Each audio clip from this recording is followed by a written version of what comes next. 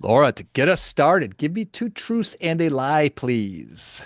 Oh, I had to think about this one. Mm, You know, number one, the $2 bill. Have you ever seen the back of the $2 bill with all the people on it? okay. There's one man in a hat. He's my ancestor. Wow. I love that. Okay. Number two, I'm really into health and fitness. And as a result, I try to train for about 2 marathons a year. Nice. And third, the last horse I had as a kid was several generations descended from man of war. Wow. Wow. Holy cow. You are close to greatness all over the place, Laura. Amazing. Ryan. That is amazing. And you're out there running around twice a year, you said. Okay. I'm going to buy your historical connections, but I'm going to guess that you do way more than two marathons a year.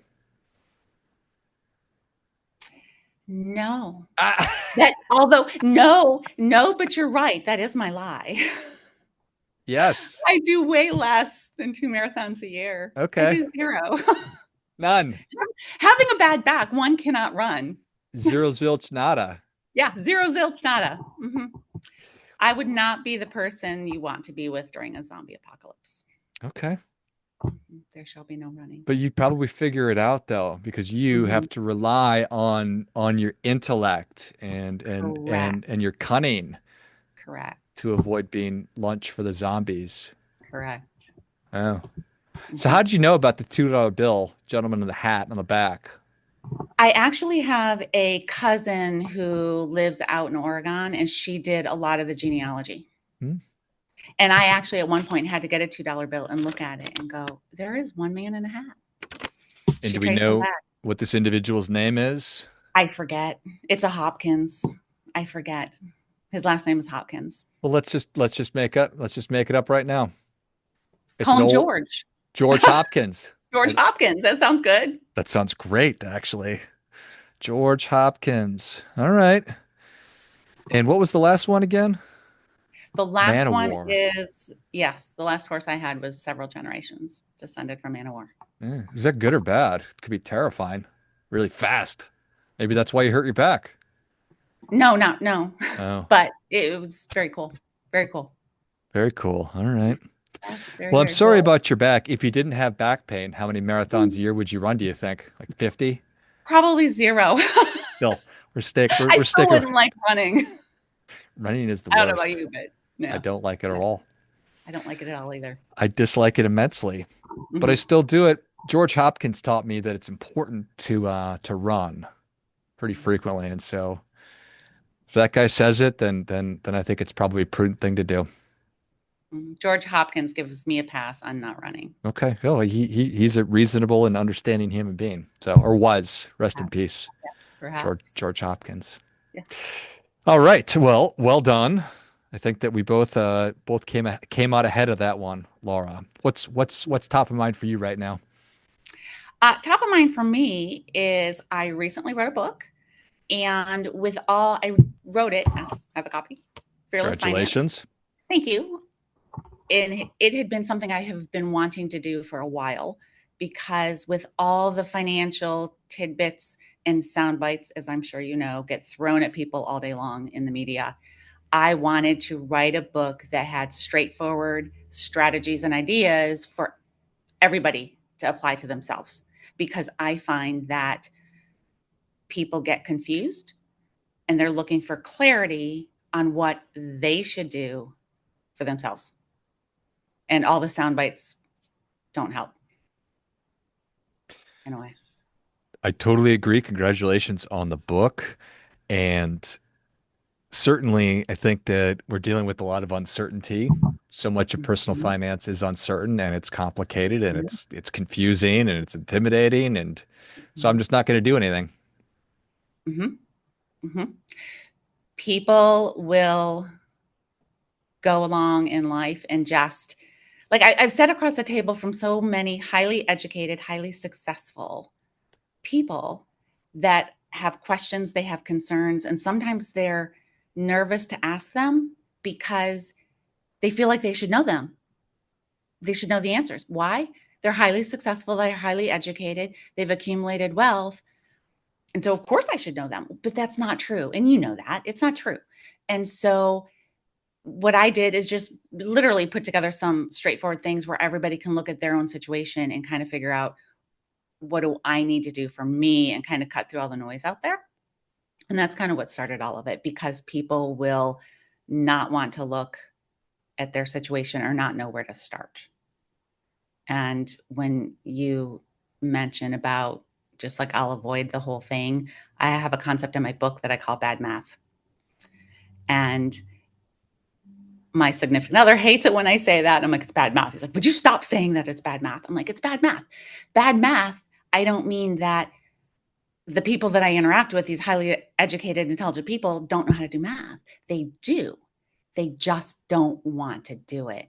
They don't want to look at reality. They don't want to look at where are they in terms of where they need to be. And so I kind of coined that bad math phrase, because they don't want to and they avoid it. In a way, it makes perfect sense. Mhm. It's like the rose Obviously. colored glasses type of concept.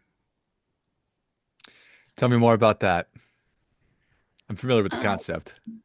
well, I am sure you've heard of people say, oh, well, I'll just cut down on vacations or not go to Starbucks as much, and I'll be able to retire.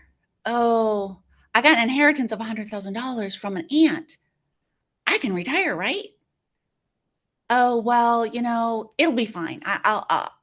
I'm putting a certain amount in my 401k. I'll be able to retire. They they just don't want to know, and they don't want to do the math to know if what they're doing adds up to be the right amount for them, or the right structure for them. And it's like the rose, like, things are good. Things are good. They'll be good, but That's they're so avoiding it funny. with bad math. It's insidious and sinister, even. It'd be better if they just said, I suck at this. I am the worst. I cannot ever do this, versus, nah, it's okay. I'm totally going to be fine. I'm just going to keep going this way. Well, and sometimes people, you're right.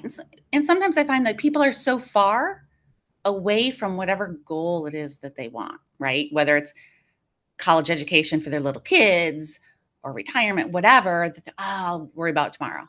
I'll worry about it next year. Oh, I've got plenty of time. And life gets in the way. So they avoid it in that way as well. And it's still bad math because they're avoiding it. It is very, very, very bad math. Mhm. Maybe even Mhm. no math. And no math is Zero bad math. math. Zero math.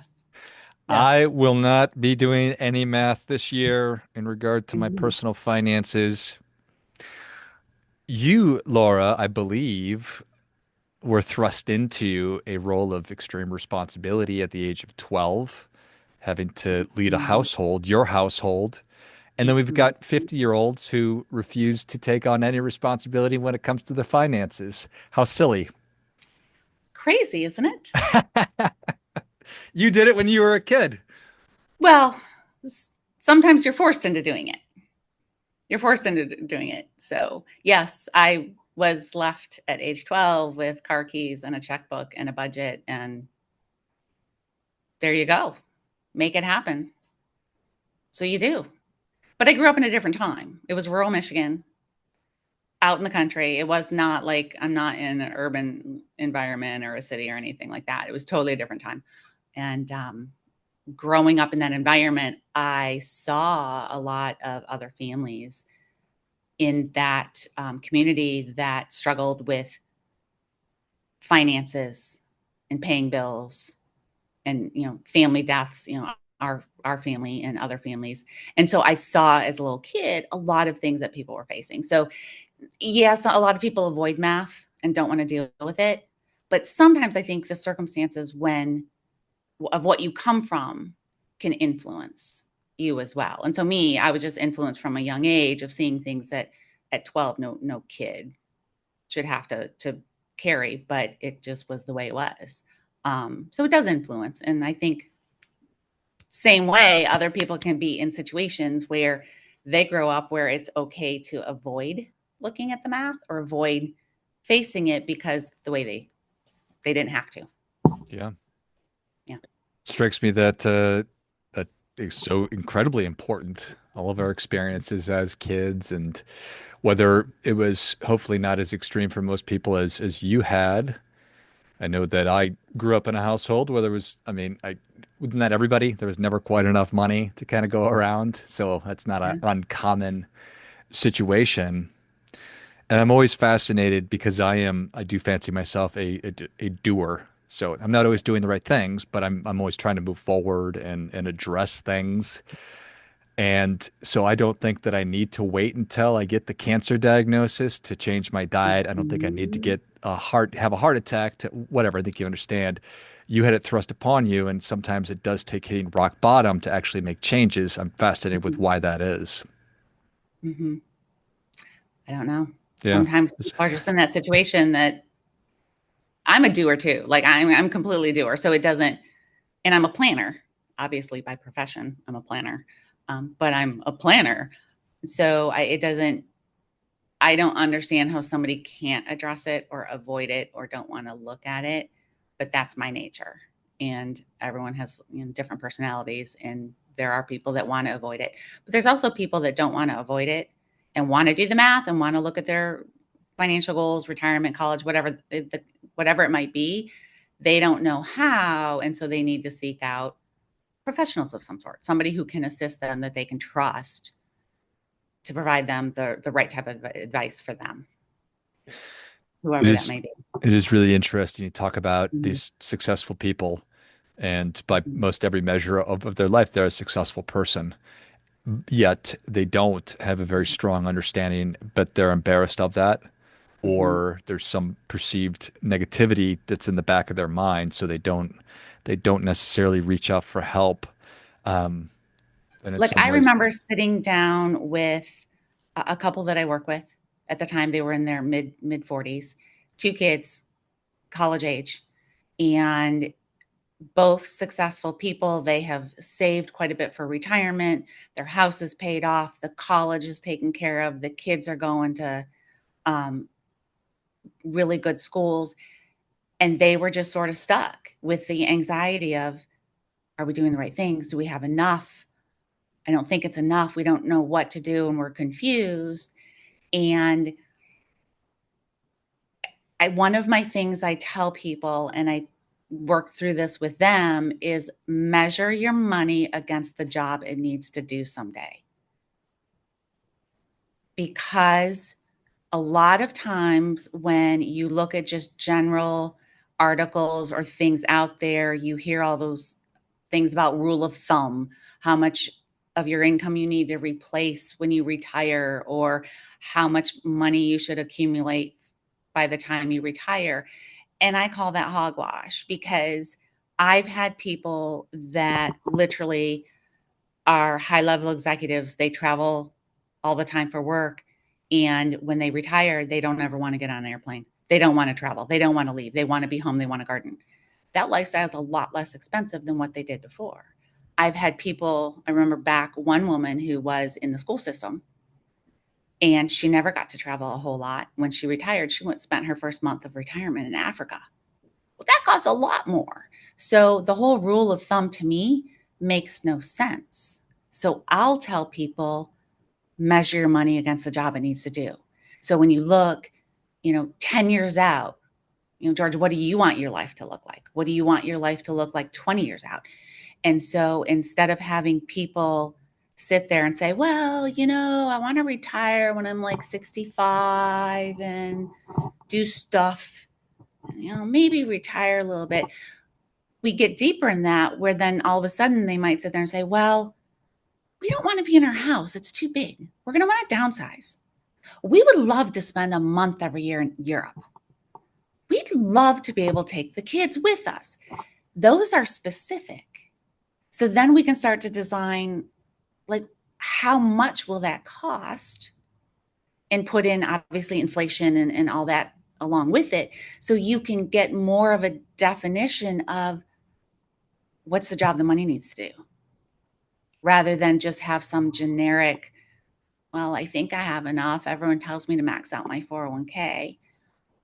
It goes back to bad math. I mean, they're following these rules of thumb where I just really like people to get more specific because people are different. I think that that is so well said. We all have the ability to think about what we want and what we Mhm, want our lives to look like in the future, but so few of us actually do. So, mhm. It's true. And so that's an exercise I walk people through to get an idea of what's going to make them happy. What are the things that they want to do that at the end of the day, the end of life, whatever, they'll say, "Wow, I feel fulfilled. I'm happy with my life." Granted, there are things that can happen that we can't control when you were talking earlier about who gets, cancer and all those things like that. There's things that are out of our control, but there's things we can do to be fulfilled and happy, whether it's career, family, money, retirement, that we should. And so I help people try to define what that might look like. it's so powerful. And I imagine that people get excited about it. Well, I'm sure that there's a whole myriad of human emotions which can take place. So, Excited, but sometimes nervous. And uh, so when you put together that type of definition, then it's literally doing some projections based on, where are you now financially? What are you doing? What is it going to look like in the future? Are you on track? Are you not on track? Because if you're not on track, then you can look at what are the things to get you there. Do you need to save more? Do you need to change your plans? Do you need to, take more risk? What are the things that you could do, right? But unless you do those projections, you don't really, or you haven't really measured the job your money needs to do. And if you don't sit down and look at what do you really want to do, you haven't defined the job, right? And so I just, from my personal experience in doing what I do as a planner, um, I've just seen many times people get fixated on the one lane highway and it's called investments, which you got to fixate on that somewhat, right? But if all you do is look at the one lane and it's like, what about crypto? What about this investment? What about that investment? But they're ignoring how much they need, or they're ignoring taxes, or they're ignoring, protecting their money, then they're not looking at the bigger picture. Mhm. it is a fascinating thing for sure. And so easy to be myopic and to take that kind of myopic view when it comes to our money, because a lot of the time that's just how we're conditioned to do it. So, Mhm. and I love measure your money against the job it has to do someday. I think that that is really, really powerful and a great framework for just changing the way that we're thinking about things. Because these people that you're working with, I doubt that they want the same things as everybody else has today. So why in the world would they want the same things that everybody else wants 10, 20 years from now? So why would you frame your life around a rule of thumb of how much income you should replace or how much money you should amass when you haven't defined it? The person that just wants to garden and wants to be puttering around their house might need a whole different amount of money than somebody that wants to spend 3 months a year in Europe. I mean, many years ago, I was working with a nurse, and her dream was to buy a house in France. And we had to put the math to it and figure out what exactly is she going to need to do to make it happen. And she made it happen because by defining the goal, then you know what you have to work towards. And so I think that's different than just randomly accumulating how much money you need. Is a million enough? Is 2 million enough? Is 5 million enough? Well, we got to find the job.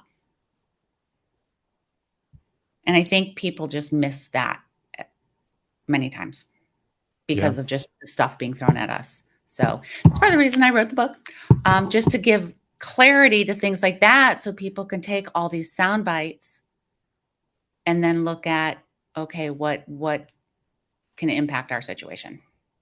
So people could take those sound bites and throw them in the freaking garbage, Laura, and think about what they actually want for a change instead of just going on with everybody else wants. Correct. Correct. And as you define the job that your money needs to do someday, you also have to plan flexibility, right? because what if the future doesn't turn out like you want it to be? And unfortunately, that has happened times where it's a negative outcome, but sometimes it's a wildly positive outcome. I've had a woman who had her whole retirement mapped out. She was widowed.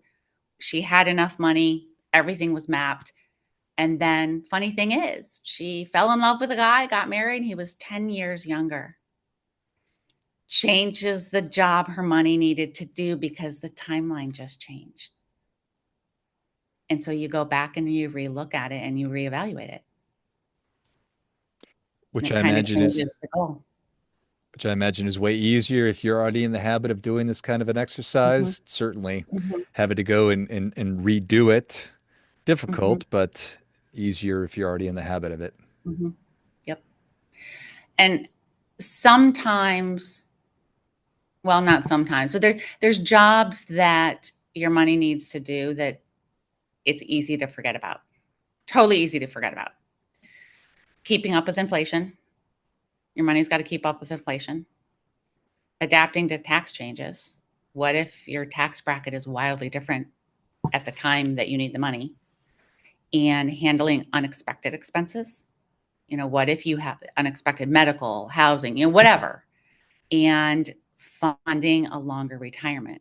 What if you live a nice long life and you plan for a different number of years? So you have to kind of incorporate some of those jobs that are not always top of mind into what you want to do for retirement or whatever the goal might be. I Yeah. pick retirement because that's a common goal for all of us. Mhm. Hmm. I love it.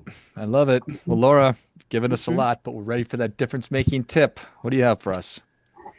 The difference making tip is to take the time to sit down and think about, what does your life look like in 10 years? What does it look like in 20 years? What does it look like in 30 years? And put some specifics and look at what job that your money needs to do. Well, I think that that is great stuff. That definitely gets it. Come on. Just sit down. How much time do you think? Just as much time as they need, at least 30 minutes. What do you think? Probably 30 minutes. Take a notepad, piece of paper, your computer, jot notes, drink your cup of coffee in the morning, and just envision, if you close your eyes and you think 10 years down the road, what does it look like? What do you see? 20 years, 30 years, what do you see? Other than me seeing somebody that can't run, what do you see your life looks like you'll be happy? Mhm.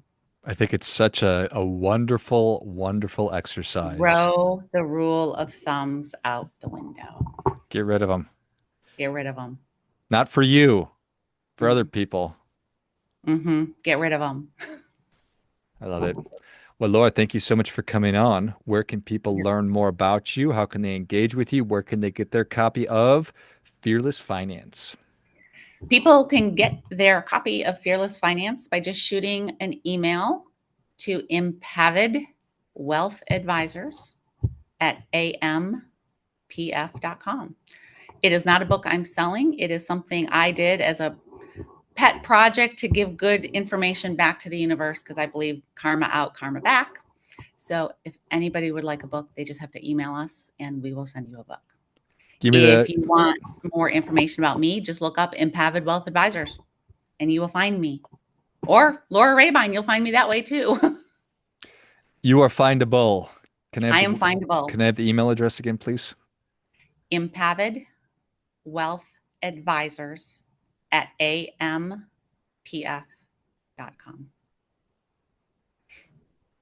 AM, And what does AMPF stand for? Ameriprise Financial. Ameriprise Financial. Impavid Wealth Advisors at Mhm. ampf.com. IMPAVID. Yep. And What? most people aren't aware, impavid is a little known adjective in the English language that means fearless, Yeah, hence fearless finance. I love that. I was one of Yeah, those people. very Impavid is a impavid. term for fearless. Mm-hmm. Love it. Mm-hmm. Well, Laura, your dogs did a great job during our time today. They've stayed quiet. They're Amazing. sleeping. Great job, dogs. They're sleeping. As I was yelling a couple minutes ago, I'm like, oh, I'm going to wake up the dogs and I'm going to ruin everything. But they don't care. One, one staff. Okay. All right. So yell One away, staff. fella. Yeah. Yeah. That's He won't awesome. know. Well, I appreciate you having me on. Yeah, it was a Appreciate the joy talking opportunity. with you. If you enjoyed as much as I did, show Laura your appreciation. Share today's show with a friend. Also appreciates good ideas. Get your copy of Fearless Finance by emailing Laura at Impavid Wealth Advisors at ampf.com. And then Yes. just check out the website and get in touch with Laura if you are interested in having a deeper conversation about your goals and personalizing and making sure that you know that your money is going to complete the job it's going to when you need it to. Thanks Mhm. again, Laura. Thank you. Finally, friendly reminder, there's never going to be anybody more interested in your financial success than you are. So act accordingly.